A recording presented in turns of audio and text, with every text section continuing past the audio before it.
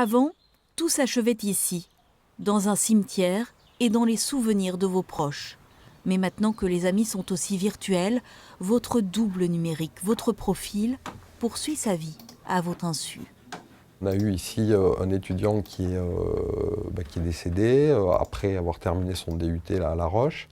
Il avait ses amis étudiants, moi j'étais aussi ami avec lui. En ouvrant son compte Facebook, on a vu et j'ai vu apparaître la photo de cet étudiant en me disant aujourd'hui c'est l'anniversaire, c'est son anniversaire. Bon, sauf que ça faisait déjà 1 an qu'il était décédé. Un cimetière virtuel dont il peut être difficile de se défaire.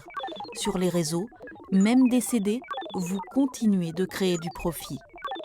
Il y a des gens qui viennent déposer des commentaires, on vous rappelle on rappelle à vos amis que vous êtes décédé depuis 1 an, depuis 2 ans, donc ça génère de l'interaction. Dès qu'il y a de l'interaction sur Facebook, pour eux, ça permet de générer aussi de la publicité, des rentrées d'argent.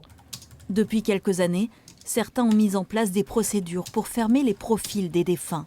Mais tous les liens, ceux qui vous définissent sur les moteurs de recherche. Cette avocate a récemment défendu les enfants d'une femme autrefois condamnée pour escroquerie. Son nom restait inextricablement lié à cette affaire. Mais une fois décédé, impossible d'invoquer droit à l'oubli ou atteinte à l'honneur. Il a fallu prouver un préjudice personnel des enfants. Ça venait tout de suite, hein, et la maman, donc ça impactait. Il fallait toujours que lorsqu'ils avaient un entretien de stage, hein, ils en étaient qu'au début de stage, on leur posait la question, clairement. « Ah, vous êtes de la même famille que madame machin ?» Sur Internet, l'ensemble de vos droits sont purement personnels. Contrairement à vos comptes, ils s'éteignent avec vous. La loi informatique et liberté remonte à 1978. En attendant qu'elle évolue, petit conseil d'amis.